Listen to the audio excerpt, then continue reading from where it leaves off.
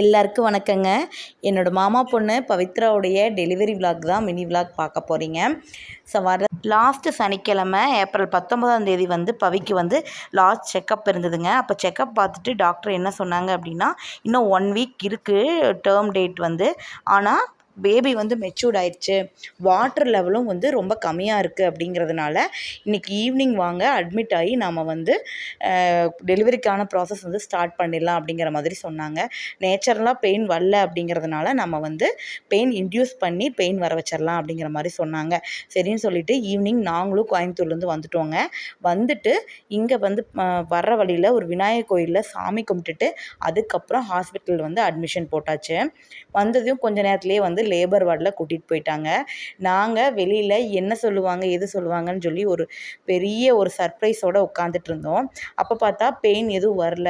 திருப்பி night ரூமுக்கே shift பண்ணிடுறோம், நாளைக்கு இந்த ப்ராசஸ் மறுபடியும் ஸ்டார்ட் பண்ணலாம் அப்படிங்கிற மாதிரி சொல்லியிருந்தாங்க. சரின்னு சொல்லிவிட்டு நைட் ரூமுக்கு வந்துட்டு காலையில் ஃப்ரெஷ் ஆகிட்டு மறுபடியும் வந்து லேபர் வார்டுக்கு கூட்டிகிட்டு போயிட்டாங்க.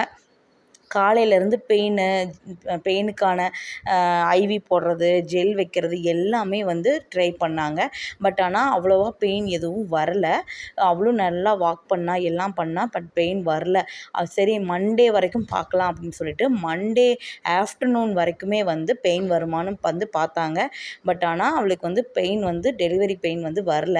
அப்படிங்கிறதுனால மண்டே ஆஃப்டர்நூன் வந்து பார்த்திங்கன்னா 1:00 மேலே சி செக்ஷன் பண்ணிடலாம் அப்படின்னு சொல்லிட்டு ஆப்ரேஷன் தியேட்டர் வந்து கூட்டிகிட்டு போயிட்டாங்க. நாங்கள் எல்லோரும் இவ்வளோ பேர் குழந்தைக்காக என்ன குழந்தையா இருக்கும் அப்படின்னு சொல்லிட்டு ஒரே பரபரப்பாக வெயிட் பண்ணோங்க. இது வந்து ஒரு ஹாப்பி மூமெண்ட்ஸ்னு சொல்லலாம். என்ன குழந்தையா இருக்கும், எப்படி இருக்கும் அப்படின்னு சொல்லிட்டு அதுக்காக எதிர்பார்த்து இவ்வளோ பேர் வந்து காத்துட்ருந்தோம். அது என் பையனெலாம் பண்ண அட்டகாசம் பார்க்கவே முடியல. அதுக்கப்புறம் ஒரு வழியாக பவித்ராக்கு பாய் பேபி தாங்க பிறந்திருக்கான். க்யூட்டாக அழகான ஒரு பாய் பேபி. நல்லா 2 பேருமே நல்லா ஹெல்த்தியாக இருக்காங்க. ஃபைனலி நம்ம ஃபேமிலியில் புதுசாக ஒரு தங்கக்குட்டி வந்தாச்சுங்க. அப்புறம் குழந்தைய காமிச்ச உடனேவே வந்து எடுக்கவெல்லாம் விடலை. ஏன்னா வந்து யாரும் எடுக்கக்கூடாது அப்படிங்கிற மாதிரி இந்த ஹாஸ்பிட்டலில் சொல்லிட்டாங்க. அதனால் நம்ம குழந்தைய வந்து நாங்கள் அப்படியே இருந்து பார்த்துட்டு மறுபடியும் ஒரு 1 ஹவர் வெயிட் பண்ணோங்க.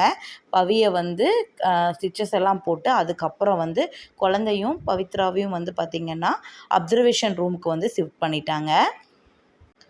அப்புறம் ஒரு 8 ஹவர்ஸ் வந்து அப்சர்வேஷனில் இருந்துட்டு அதுக்கப்புறம் திருப்பி வந்து நம்ம நார்மல் ரூமுக்கு வந்து ஷிஃப்ட் பண்ணிட்டாங்க. 4 டேஸ் கழித்து 2 பேரும் நல்லா இருக்காங்க, வீட்டுக்கு வந்து அனுப்பிச்சிட்டாங்க.